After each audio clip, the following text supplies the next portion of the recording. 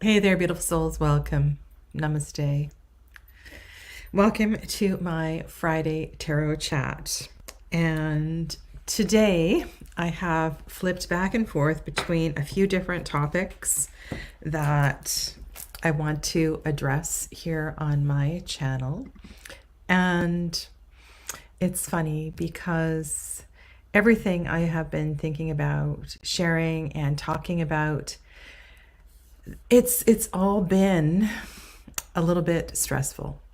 And I, on my channel, do my best to give every deck the benefit of the doubt, to give, full big picture consideration to everything that I am studying. And Dee, this is a very good question, and I want to answer this question. So I had a different thumbnail up. It was up for over 24 hours. And the reason I had received an email earlier this week from Hay House. And Hay House is doing a series of complimentary workshops. And the hook that was in the email was a little workshop called Is Tarot Evil? And I thought to myself, oh my God, not this again. Not this again. I'm so tired of this question. And I was actually quite embarrassed that Hay House, a major publisher, was trying to get sales from using this as a topic. And before I'm not sure if it was just right around the same time. And then I went to YouTube, and Bridget Esselmont just hopped onto this bandwagon as well too, as a way to promote her tarot studies, feeding off this conversation as it was revisited. And I started watching a bunch of other videos, and there's actually a really excellent one 5 years ago that Benabel Wen did about Is Tarot Evil? And you know what Benabel is like. She's very thorough, and it's hilarious. I love the video that she did. Anyway, the reason I changed the topic is because I don't want to feed this ridiculous notion. Tarot is an amazing self-study.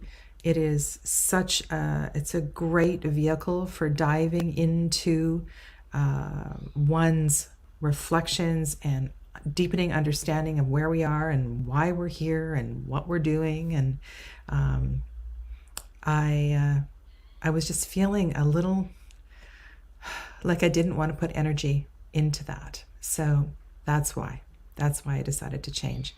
And if you want me to do it, I will do it. Okay, so let me know. I obviously I have the artwork for the thumbnail, and I'm happy to do it. But I just decided to switch topics today. And this topic is going to be no less controversial. And I am going to say that some of the things I might have to say today, some of the things I may have to say today will also offend and might upset people. And I need to share what I need to share. And I want to thank Amanda. So Amanda, who is Swan Spirit, has been a very important person who I've gotten to know a little bit better through my Facebook group. And we've been having this conversation about a particular deck. And she is the one that actually gave me the courage. I need to say something about this. Okay, so I'm going to dive into this question of tarot and oracle. And a couple of decks in particular, I need to address. One which I have already shared, but I'm going to dive into this. So I have a new deck. And this deck I purchased on a whim really quickly. Because it was, sometimes you'll go to Etsy and it'll say something to the effect of only 3 available or last one. And I thought, oh my God, the artwork is so beautiful. And the same, what do you call it? Deliverer. It's not a publisher. Texada, which is the name of the Etsy shop in the US.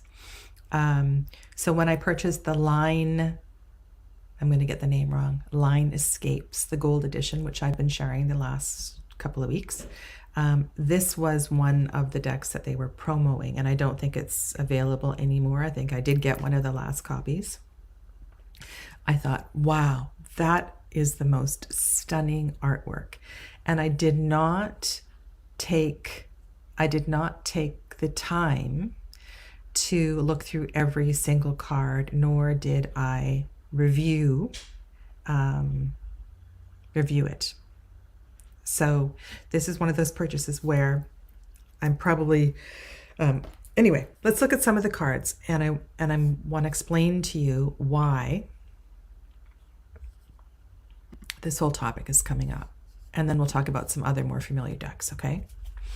So this tarot has 22 major arcana with mostly familiar names, and I'm going to go through these really quickly, okay? So we have Fool and Magician. Instead of High Priestess, we have Higher Self. This deck is created by a Thai priest, okay? And then Maternal instead of Empress.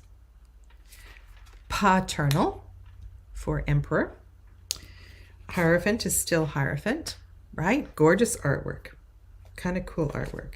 And there's some things that are going on in the background, which I haven't really had a chance to look at. And Chariot. Very interesting Chariot card. You can barely see the cyclist in the corner here. Strength. Right, so far the deck is kind of looking like a tarot deck. There's no numbers, okay? The Wheel. Justice. Justice is blindfolded. The Hanged Man looks a bit like a Tower card, kind of like the Kundalini Rising energy. Transformation for Death, very common. Temperance.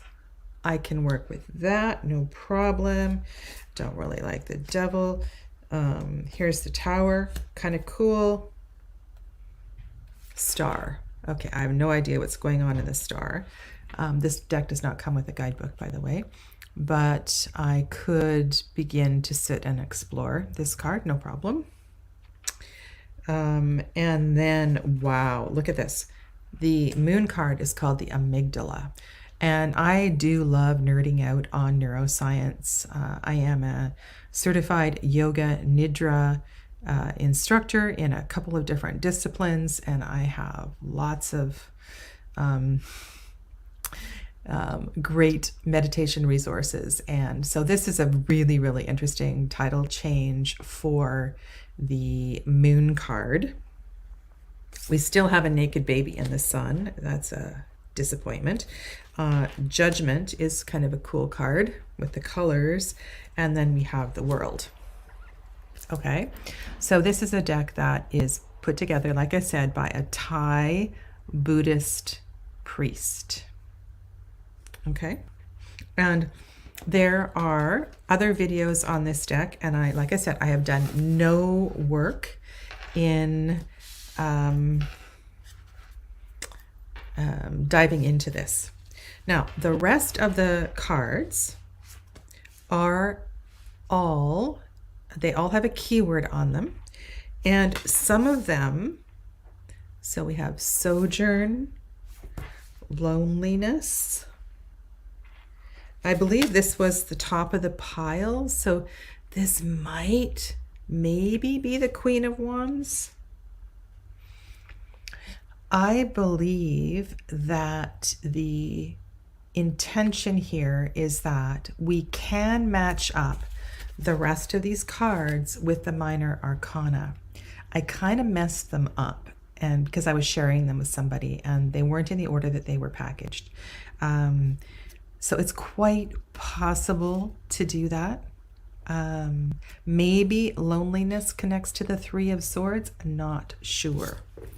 And then here, oh, I meant to pull out my soul cards deck. Oh gosh, I don't know what bag that's in, but I will address that. So this, this could be a page, and then there's some other really interesting cards. So as I'm going through this deck, I'm thinking, wow. And then, what could possibly be a Two of Cups card, love in a bottle, that's got quite a negative connotation.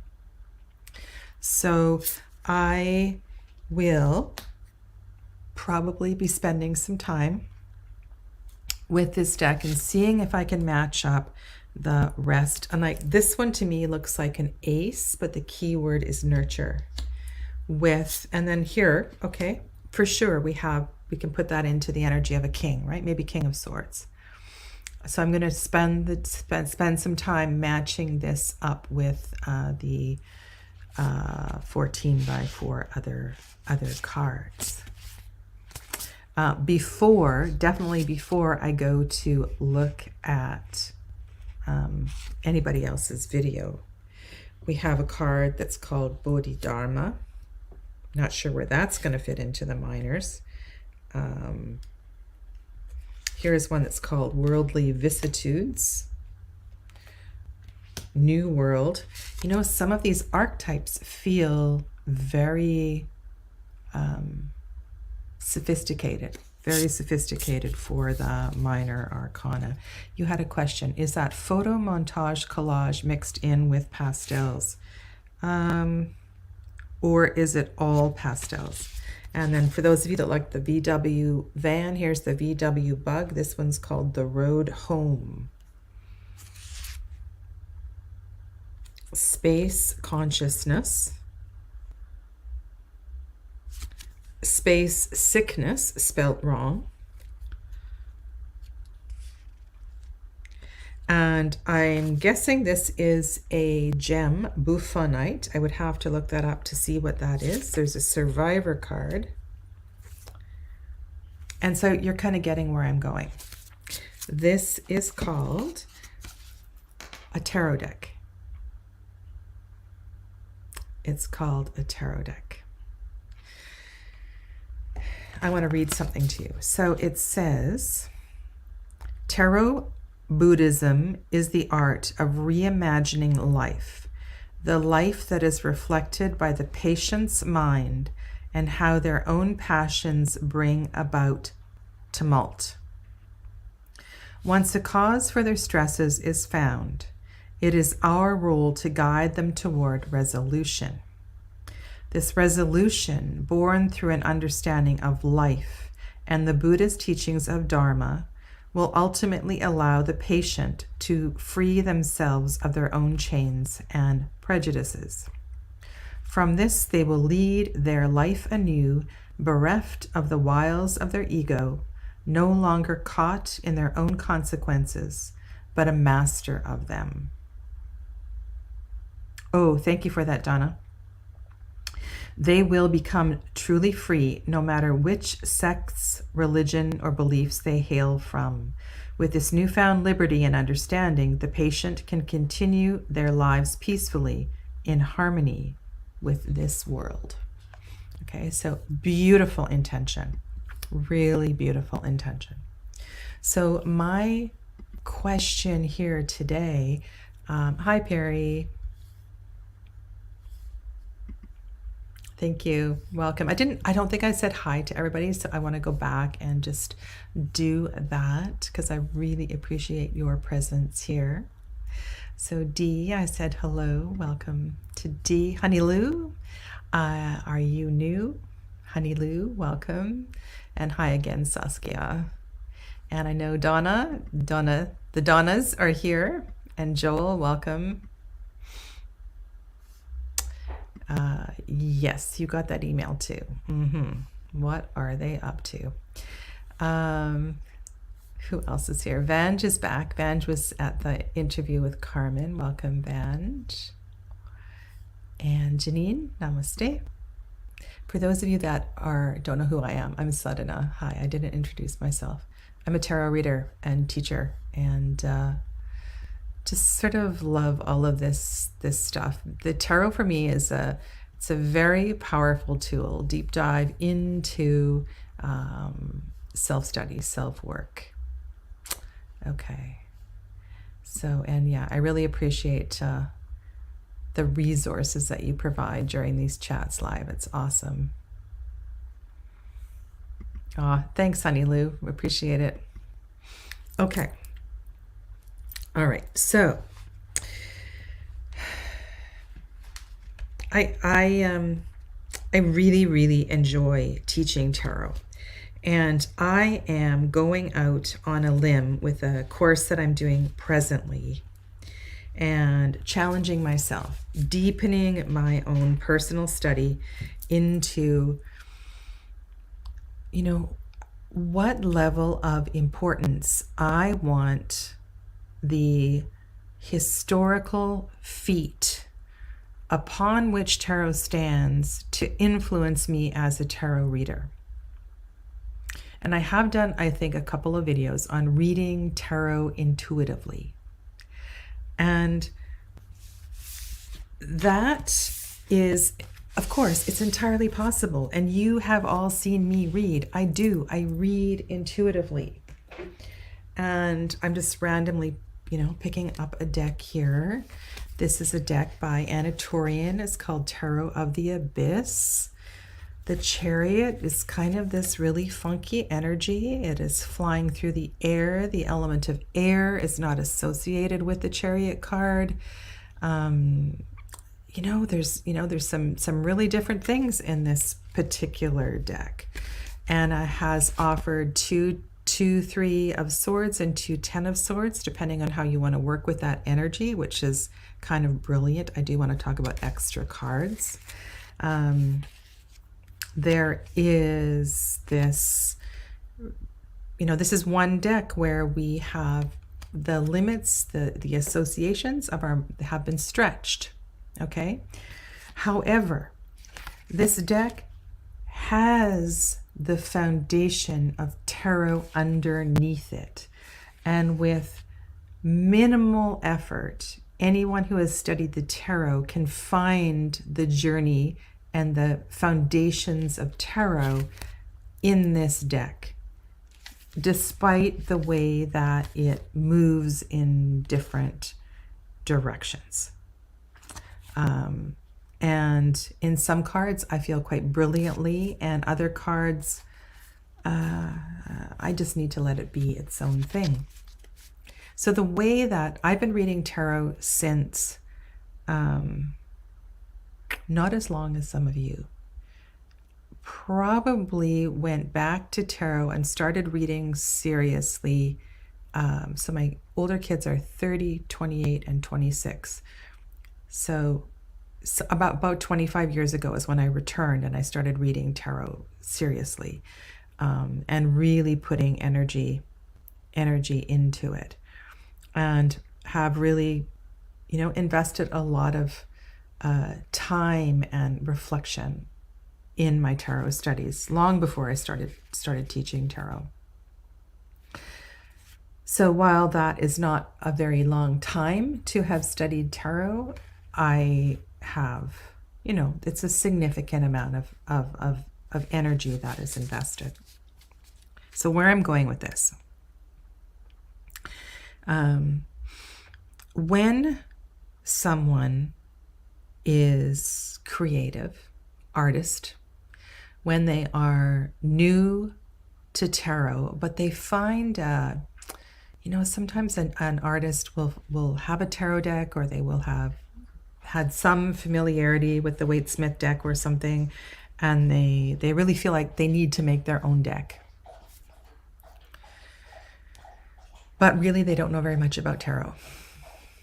And often this is reflected in the deck because the deck just doesn't follow. It doesn't the deviations just don't make sense. We were talking about Mara Loon a lot in one of the courses that I'm teaching, the last little bit. And it's a deck too that is not very well based in the foundations of tarot. There are many, many cards that are purely intuitive and a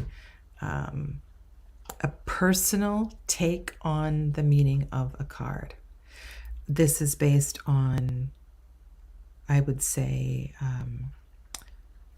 if you go back through meanings from the Tarot de Marseille to the other two most common decks that other decks are based on, the RWS and the Thoth, you can go back and look at the work of Atea. I mean, there's lots of foundational decks that one can use to build. And many of these decks have things that are in common. And so when I was looking at and reflecting on the Mara Loon, there's a lot of things that are very personal in that deck. And as a tarot teacher, I cannot use that deck to teach tarot because of the creator's own direction that they have taken. And I think as a purely intuitive deck, it works, but it's definitely not one that I would include in a tarot study, because it's its own thing.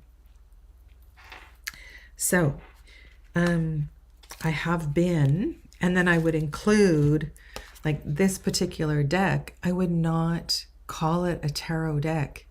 I think this deck has the potential for great healing. It has the potential for great work, but it's not a tarot deck. It's not a tarot deck. What is tarot? Tarot is a system that is based on structure.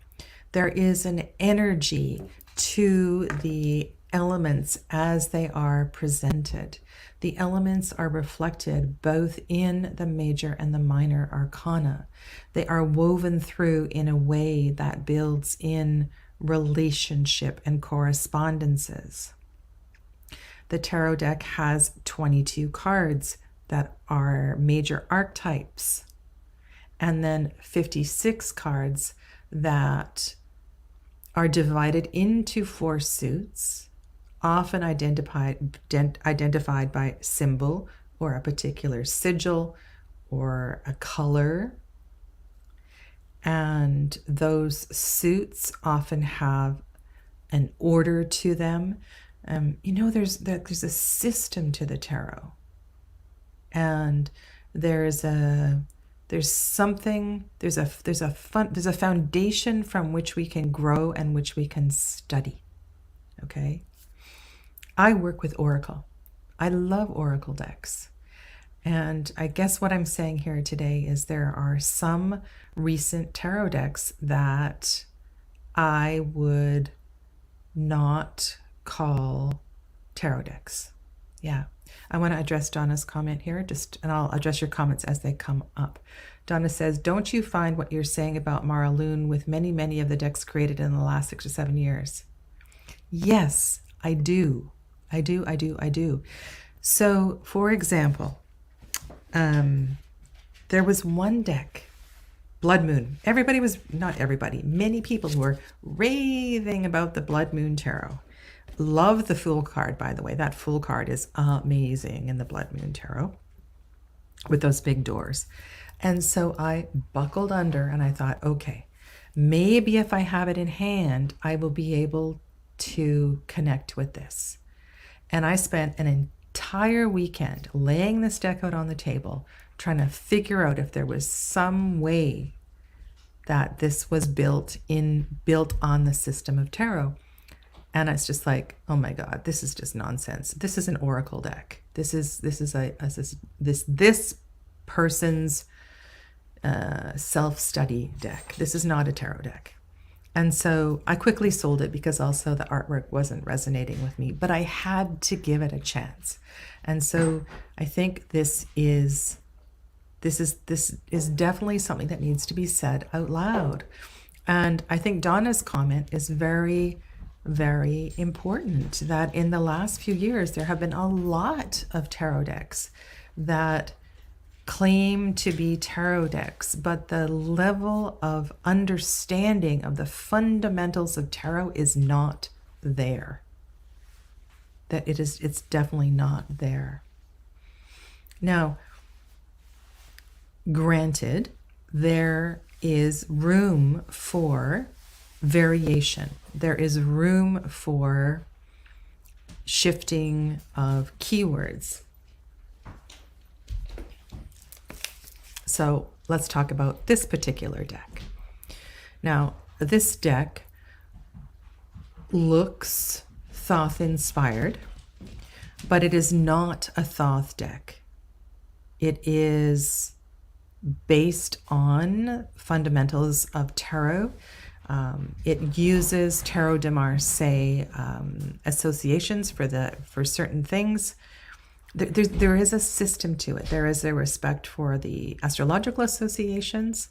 I don't know, I feel like the creator of this deck knows her stuff and has studied her stuff. I need to find a level of trust in the creator. Okay? So, yes, there are some personal shifts and changes to what is familiar, but it's done well enough that I can work with it and it makes sense.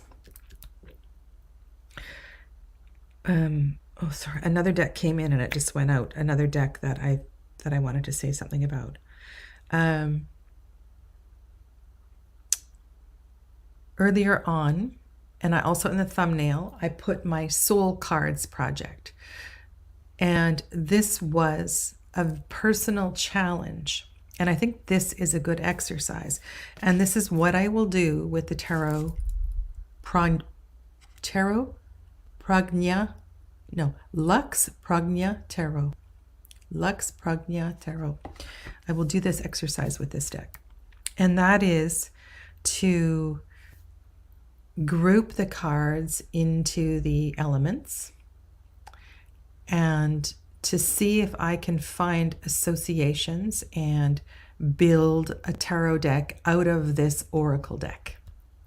So what I did with Soul Cards 1 and Soul Cards 2 was I found the archetypes of 22 majors, and that wasn't difficult.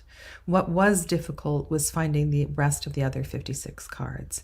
And this is a personal project. It's a personal journey. This is not something that I'm publishing. I have used it for readings. I feel like I did a pretty good job with matching the cards to the 78 cards in the tarot. But that was not the intention. It's intended as an oracle deck. So there's this fine line between our own personal play with the tarot and publishing something when we are at such a neophyte level that we could actually be doing harm, in that we're selling our product as a tarot deck when it's not a tarot deck. I want to go to some of your questions here.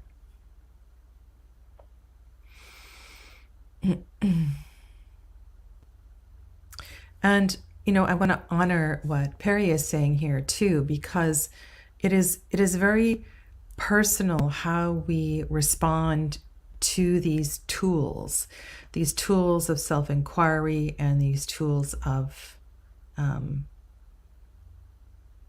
let's just call them tools of self-inquiry. And when I use the word divination, I'm talking about tools that help us to connect with the divine. I don't tend to use the word divination for future telling. I don't future tell in a reading. What I do in a reading is I can say, all right, well, let's look at the energy of this and the energy of this. And then, dear querent, tell me about these two energies. How do these two energies sit with you? I'm not going to make decisions for you, and I'm not going to tell your future. Divination is connecting. It's about connecting to energy as it presents in that moment, right? It's not about the future. And I want to talk about the future because I want to also talk a little bit about the Narrative Alchemy Tarot, which is not a tarot. Because I spent many days trying to reconcile this. Okay, let's go to, I'm going to go to Dee's comment. If it has popped up yet. Here's Dee's comment. Yes. I often feel as if non-classic decks with the Creator's Own system feel like they're therapy systems for themselves, and they feel the need to share. Excellent. That's an excellent way to put it. So yes, certain decks may work that way. Okay. I want to talk about Bakara Wintner's deck. Bakara Wintner, creator of the Way Home Tarot, really tapped into a market of lightness and youthfulness, and her book is hilarious. Not hilarious for all people. For some people, it's a very fun look at the tarot. It's called WTF is Tarot. And she's very frank, and she explores her journey, fairly new to tarot, in how she finds her way in working with tarot. And she creates a tarot deck. Another example of a person who's very early on in this journey. This deck is done very well and surprisingly has some good numerological correspondences. There's some powerful takes in some of the cards. But it's a cautionary tale because this person is not versed in tarot. And so I was very, and it's probably a deck that I should go back at and look at again. Okay. Now, any deck that I'm talking about here today, it's not that I don't like the deck. It's all I'm saying here is that let's call it an oracle, not a tarot deck. I am a huge fan of Wee Moon and the Wee Moon Company. I have been purchasing their journals for some time. I love the choice of artwork that they put in their journals, the poetry, the deep insights. These are fantastic. Absolutely fantastic. It's great work. It's really great work. And this particular tarot is one that really stretches the definition of tarot. And let's just talk about this card right here. And we are looking at two people, but as you are aware, two people can represent different aspects of self. They can represent, right, the mirror, the internal gaze, the internal reflection. And we are looking at, these could be sisters in that card. They're definitely not the same person. They can be different aspects of self. But a beginner student of tarot probably hasn't dived into that level of conversation. Okay? And this deck has also done something different with the court cards in that the names are changed greatly.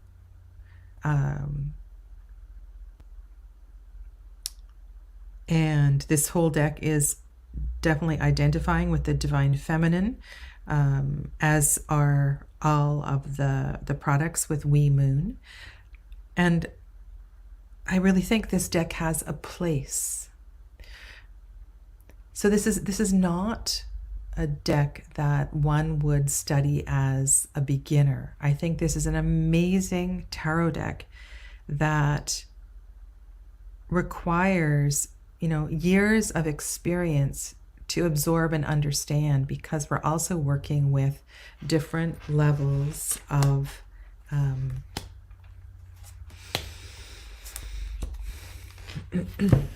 and just look at this card here, right? So this is the Devil card, which is called the Wild card. There's a certain level of experience that one needs in order to work with a deck that's going off in a different direction. Unless this is your one and only deck that you work with. And so I just want creators to be really careful with how they label their decks and what they call their decks. I think it's it can have tremendous influence, and we need to be careful how we are influencing beginners of tarot in particular. Honey Lou, I love Wee Moon Tarot as well, and the Moon Phase Planner it came with. Yeah, it's fantastic work, fantastic body of work, but it's certainly not. There may be some foundation of tarot there, much more than a deck like the Blood Moon Tarot, but it does go off in its own direction and requires a certain level of experience to work with. Okay.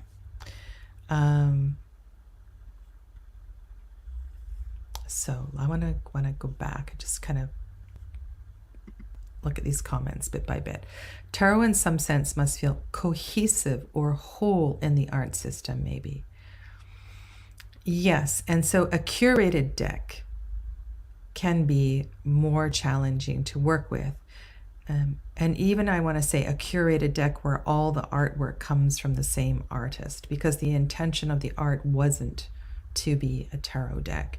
And perhaps that is one of the reasons why, I struggle with a deck like, and I did a deep dive into it because I wanted to understand it, the Hush Tarot.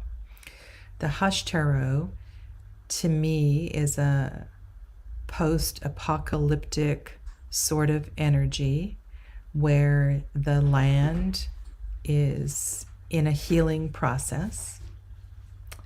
And I sort of built my own story into that deck. I see it very much in New York, set around the Met after the apocalypse.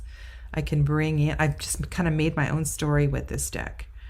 And the artwork for this deck, most of it was not created with the intention of being a tarot deck. It was, some of these associations are kind of forced onto the cards. So what if we took a deck like the Hush Tarot and we built a new story and we used it as Dee said something, one of you said something earlier, like it can be a profound self-healing deck based on a different story, with a different approach. I think it could be a powerful oracle. So for example, Cedar McLeod. Oh, do I have the right name? I'm sorry, they changed their name. The creator of the Numinous Tarot and the oracle that is in that lovely box that looks like a book. So they created a story, and they wrote a story, and that oracle is based on a story, and if a novel, and if you follow the novel and the story, it's unfolded in the deck. Now, there have been a few tarot decks that follow a story, a book, sometimes a TV show, and I think that as a self, if you relate to that story, if you relate to that movie, then go ahead, use that deck as a, getting to know yourself, healing kind of energy. But don't call it a tarot deck, don't call it a tarot deck. Okay, let's go to Donna. At the risk of going way out on my metaphysical limb, I think there was some amazing energy transmitted to Pamela Coleman Smith, which is why that deck has survived so long. Yes. And this is something that I wanted to talk about in the video that didn't happen today. And that has to do with the environment in which a deck is created. So if you think about the times, the experience,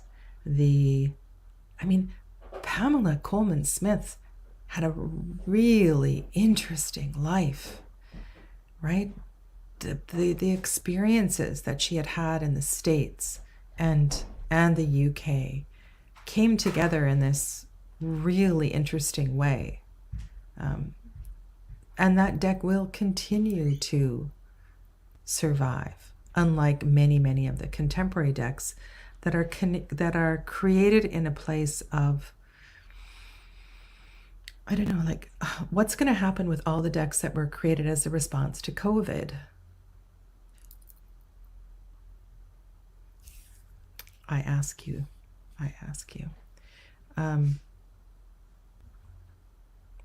Now, I want to go to the very last comment. I'm up a little bit higher. Pamela Coleman Smith did not convert to Catholicism until 2 years after the deck was published. The form of Christianity that she grew up with was quite evangelical. And I was reading about this morning, so that's why this is fresh in my head as I was deciding not to do the previous topic. And so her journey in different levels of spirituality, I also respect, because she's had her feet and tapped into different energies. I want to go back and just kind of address or comment on these comments. Okay, where was I at?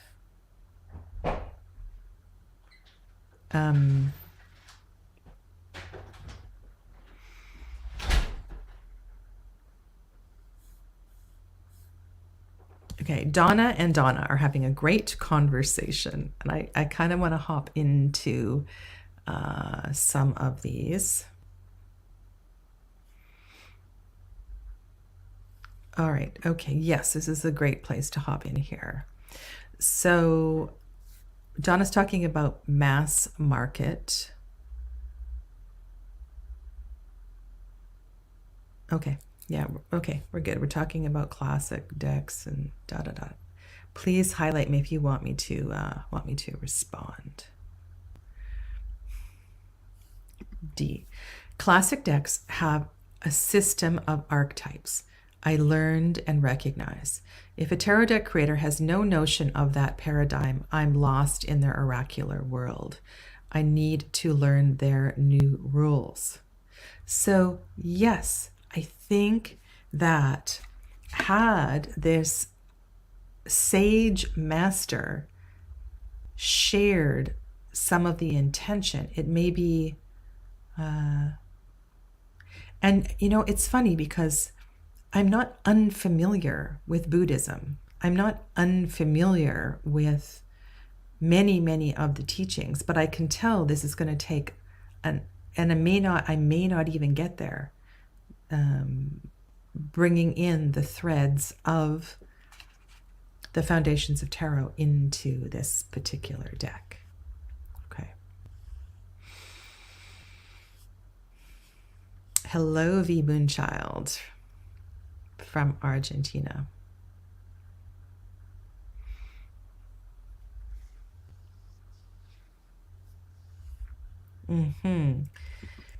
There are, and I think purpose is the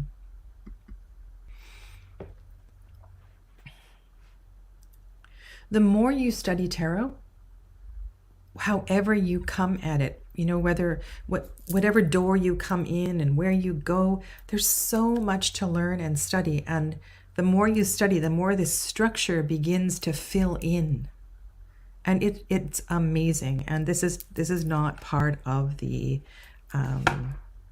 journey with Oracle.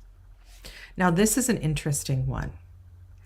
And honestly, I wanted to make this a tarot deck. But the creator, James Eads, doesn't call this a tarot deck. He calls it an oracle deck. And so there's a level of respect there. So while we may be able to weave in some tarot experience into the Cosmovisions, especially because James Eads has created tarot decks, I think he deserves some respect because he's acknowledging that deck is going off in a few different tangents and taking things at a different level, especially the first part of that deck where we are connecting to the other side and the journey beyond death. And that is not really part of the story of the tarot. Okay. Now, I want to talk about the Narrative Alchemy Tarot. Okay. Because this conversation has been going on in the chat underneath my last video on this deck. Okay. And Chrissy, if you are watching this, this does not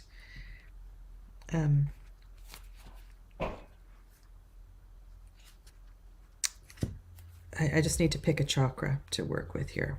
I'm just going to pick orange. Okay. So the Narrative Alchemy Tarot is a deck that was created by Chrissy Bentley, and I have shared it in a couple of different ways on my channel. I find it very interesting. I work with the chakras. I have taught 2 different courses on the tarot and the chakras. I have studied and been through chakra sadhanas with masters in India as well as in North America. And I really feel that it's okay for me to talk and to teach and share because I've also lived the practices.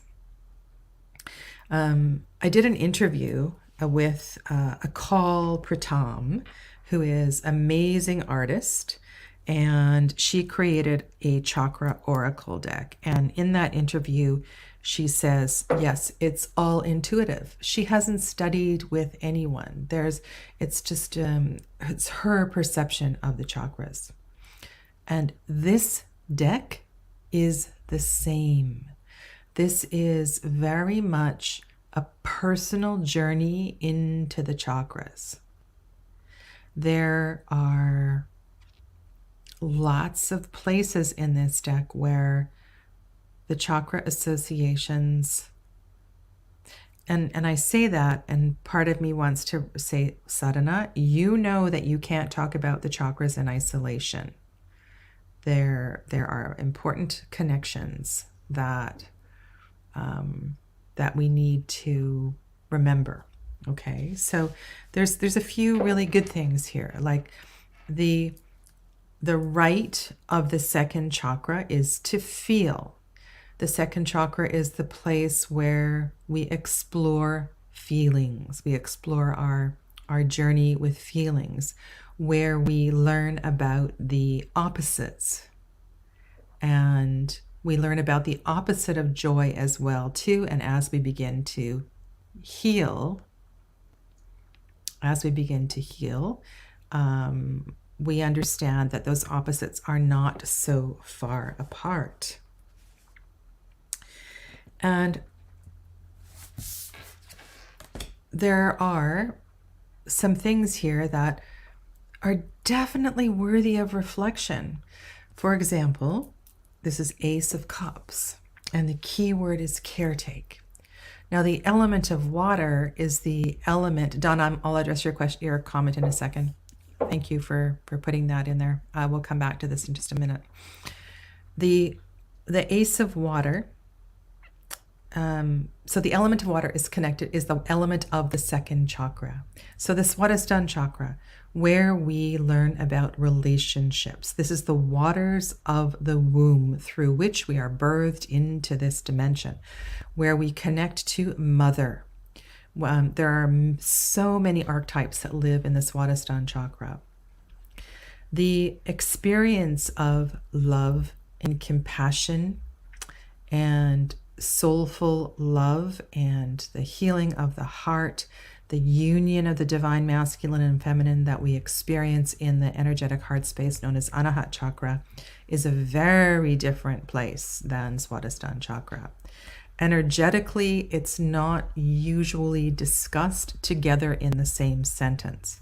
Usually the second chakra and the fifth chakra are part and parcel with the medicine of each other.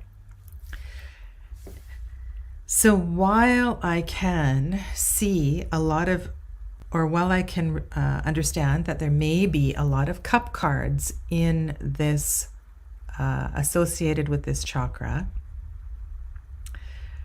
when I look at that word caretake, and I want to show you, I've been doing my due diligence here.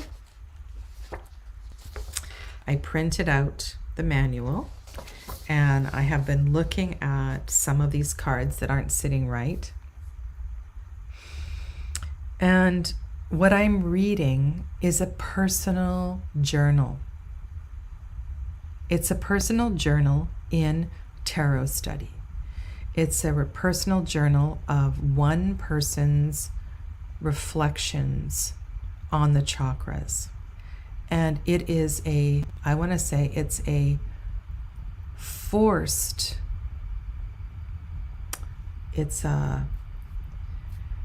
there's some forcing of associations. So I want to go to Donna's comment and then carry on. Not that one, this one. Okay.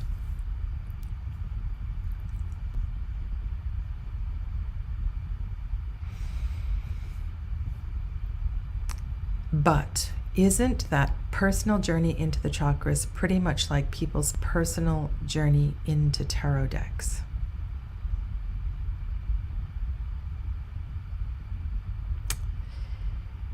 Oh my goodness. Okay. This is not easy. This is not easy to express.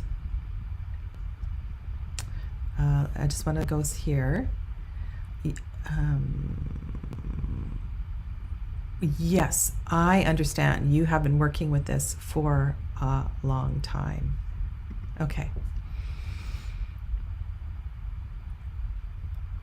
The energy of the chakras. So where the chakras exist energetically in the pranic body is where many, many lines of energy intersect. And it is because so many lines of energy intersect at these places in the pranic body, there is a deeper awareness of these points. And also the fact that they're very much in alignment with how we stand. And for the most part connected with points. We can connect them with points on the spine. It makes a lot of sense to work with their energy. And beyond that, there is a rich body of knowledge that is often not tapped into. There's also this concept of grantees. Grantees are locks, translated as lock. And there are 3 locks in the body that appear at 3 different chakras. And part of the process of, so we begin first by locating the chakras. That's the first exercise in chakra sadhana, is to locate them, and then we start to touch them. And after some time, we can begin to, to stir them and to awaken them. I want to say that for most people, there is no danger of Kundalini rising or anything like that. It's a bit of a long, long journey to get there. And so without studying the chakras with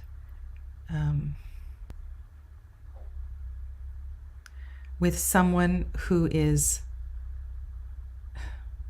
and I don't want to sound like any kind of a snob here, because there's lots of yogis and enlightened beings who have been written up poorly and things like that. But there's certain aspects of this that are fundamental to the understanding of what this medicine is. And I guess my point here is that chakras and chakra medicine has been taken too lightly in the West. It's like we've glommed onto something without the commitment to explore it energetically. Okay. All right. So why I have this card here is just to give you an example of what I'm talking about. Okay.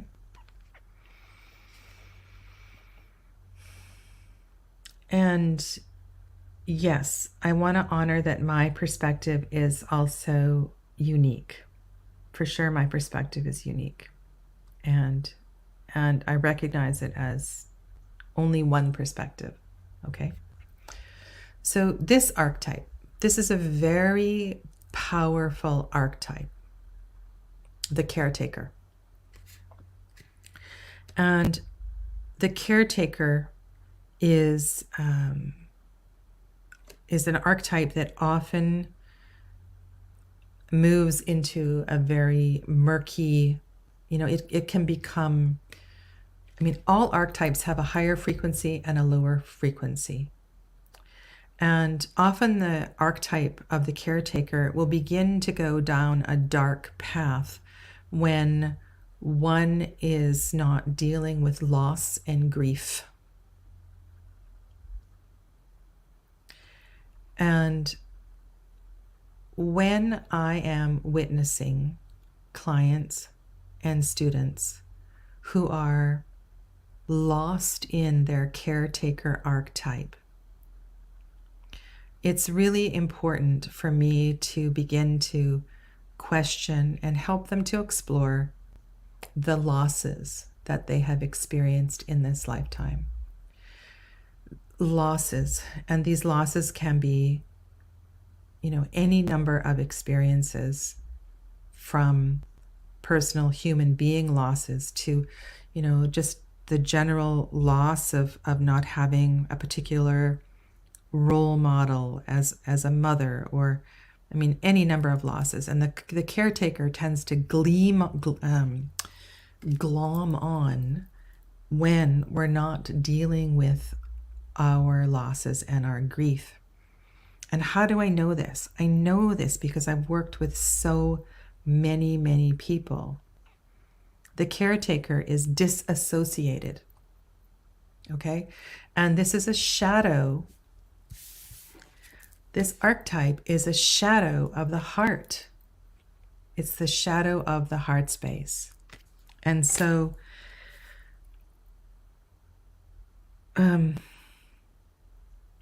it just makes me uncomfortable when I see it in the second chakra, because it's a different thing. It's a different thing. And I want to say that I want to honor, at the same time, I also want to honor the journey of the creator of this deck And she said loud and clear, she does not want to justify why she put words where she put them. And so I want to repeat, this is a personal journey with this deck. You know, also, this is a word that I see very much connected to the heart space. To the heart space, yeah.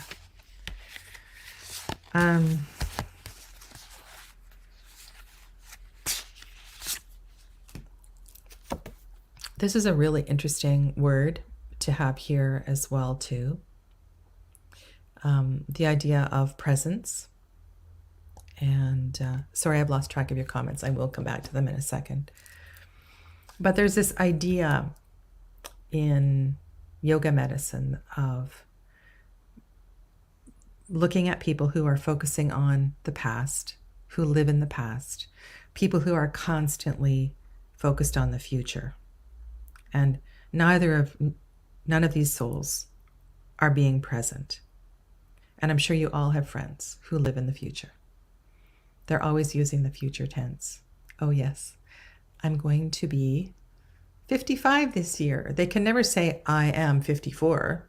They are, you know, they're always talking ahead. That's just one kind of poor example. People that never get out of the stories of the past don't have a sense of presence. And the sense of presence is, it's a very sort of advanced level, higher chakra concept that one develops after years of journeying through a lot of stuff. And so certain words just really feel out of place in the colors that they appear in. And so in working, what I have decided that in working with this deck, because I think this is a beautiful deck, the way that I'm going to work with this deck is simply to use the words for what the words are and let go of the tarot card association and let go of the color association. I mean, sometimes they work, sometimes they don't. But in general, I'm just going to use this entire deck as an oracle because I think it's beautiful. I will not be using it as a chakra deck. I will not be using it as a Reiki deck or a tarot deck. But that doesn't mean that I'm not going to use it because I think it's a wonderful deck to spread out on the table and have somebody pull a word and to reflect upon the word. Okay? Long-winded response. Okay.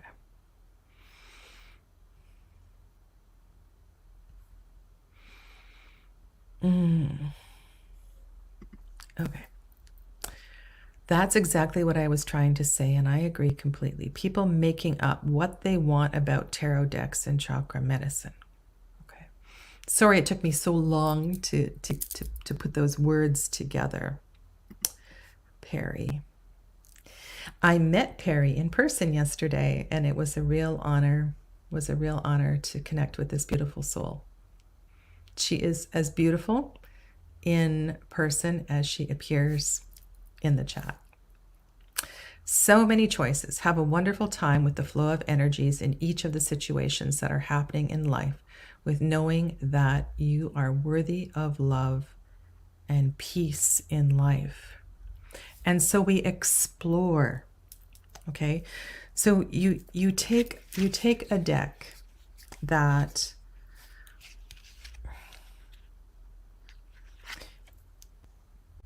powerful artwork. Leave the title out. Look at the artwork. Lean into the fire and the passion of the art and let the oracle inform you. We don't need to force tarot associations on some decks. Okay. Is the tarot versus oracle equal to intuitive reading versus system basis tarot reading? This came to my mind as someone said that as someone said, that people say whatever they want with tarot or chakras.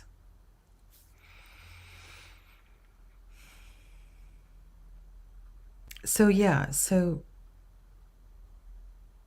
you know that expression, the more I learn, the less I know? There's something that comes with that. And when people are early on in their journeys, there's a tendency to overshare.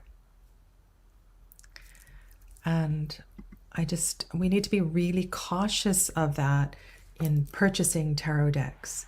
We need to be really cautious of that and do due diligence in researching what is going on with the creator of the deck. Yeah. So one last example before I sign off, and I really appreciate everything you've been putting into the chat here. Okay. So I'm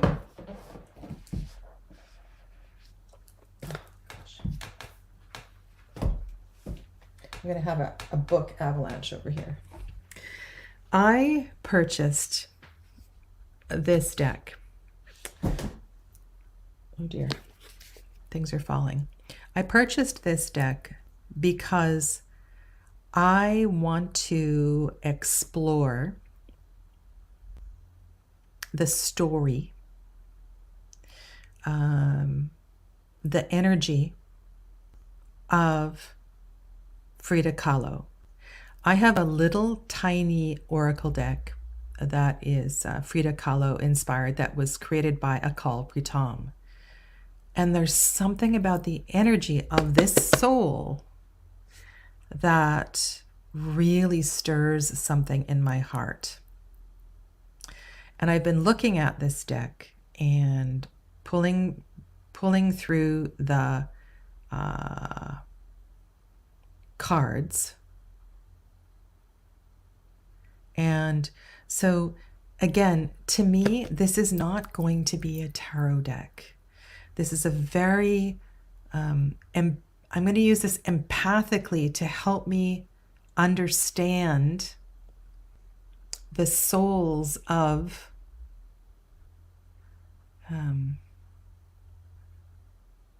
it's like this Frida Kahlo story is so painful. The injuries that she sustained and the surgeries and just the journey with her sexual identification and the things she endured with the man that she married. I mean, this is such a deep and beautiful story. And what Gabby Angus West has done has attempted to put that into pictures. And I feel like there's something that is very powerful there. But I don't feel that this is going to be a tarot deck.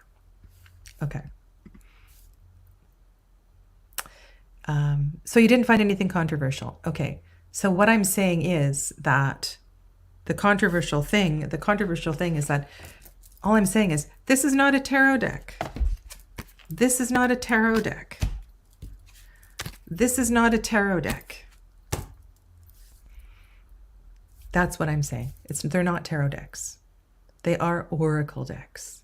They are amazing decks, but they're not tarot decks. And I'm also saying this is not a chakra deck. That's what I'm saying.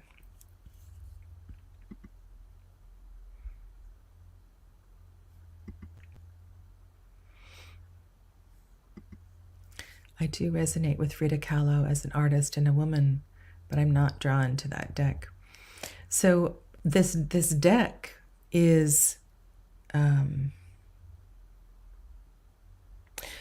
think this deck is going to help me channel Frida Kahlo.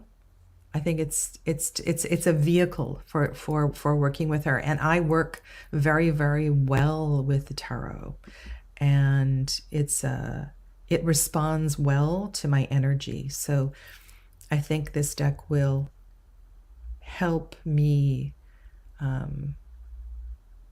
to channel her experience in aid of other people.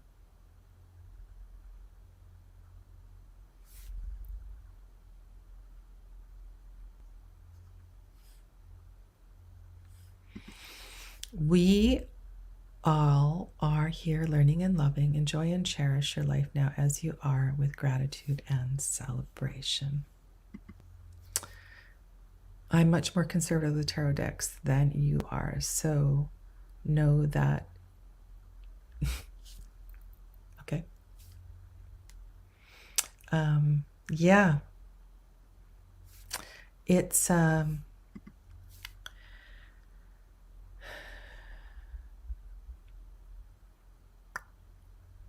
you know, there's a couple of videos out there like the 5 worst decks of 2022. And other videos like there's like decks I will never work with. I don't need, I want to share with you decks that work and how I work with them and why I work with them. And I also want to share with you my journey in welcoming and then sending decks off as well too, because I think it's important, right, that this process, we can all learn through the process of another. Yeah. Hi, Maria Luisa. Welcome. Okay. So that's it. That's a wrap for today. And questions, if you have questions. If you have hard questions, hard topics, if you want me to have more stronger opinions and express those stronger opinions, all you need to do is provoke me and ask me, and I'll do my best to put that out there. I'm not a pleaser. Don't get me wrong. I'm not a pleaser, but I'm also don't want to do harm. And I understand that people who are early on their journey, and especially if they've birthed their baby into physical form, that they're going to be sensitive to some of these messages. Yeah.